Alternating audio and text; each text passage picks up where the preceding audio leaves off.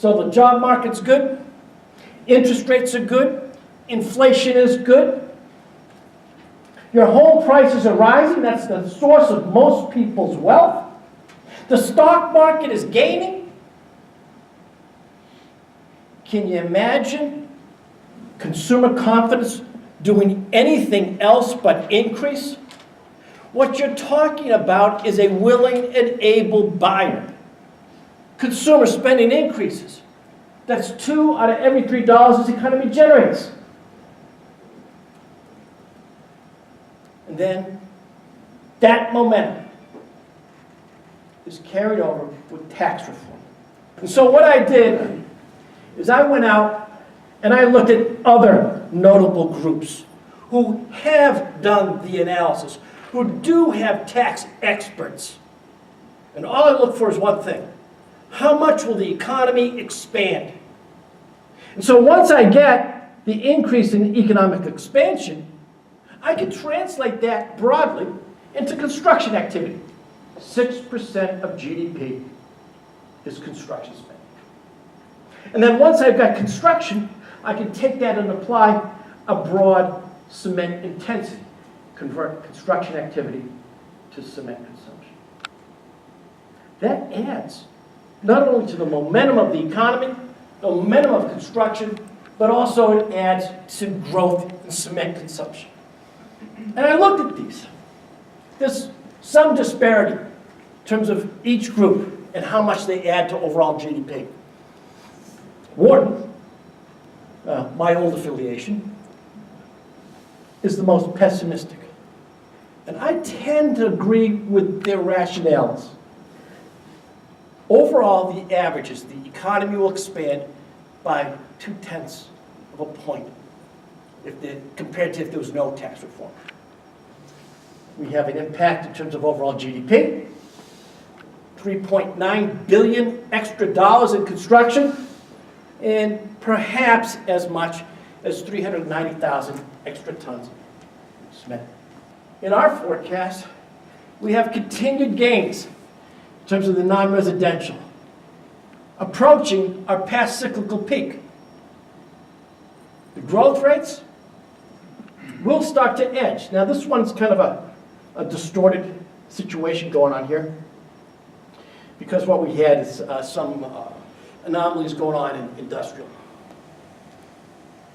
We have modest continued sustained gains in non-residential.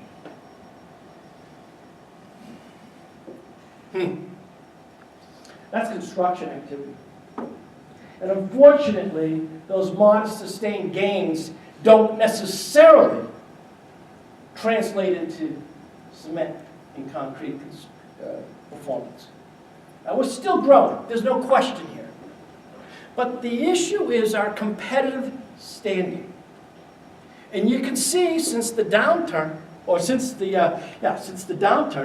we've lost roughly 6 points of market share in a very specific market segment, the 4 to 7 story market. And when wood takes more of the share, that's much less concrete that occurs. These trends that we've seen develop over the last several years now raise the potential that it won't be constrained to 4 to 7 story, that it could go even higher because of this wood product called cross-laminated timber, CLT.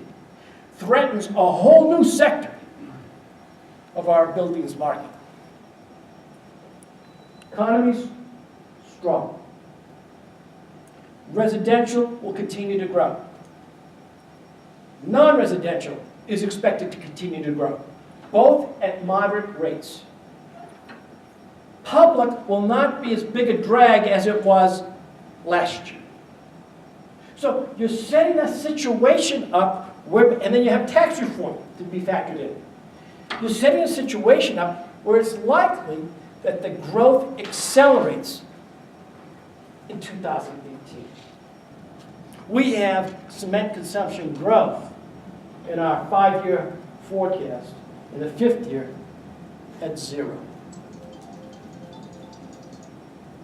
So, what's our outlook? Cement consumption grew 2.2% last year, according to our best estimates. These are from all our fall forecasts. Much of what we discussed today, tax reform, we did not have it in this year, we had it in next year.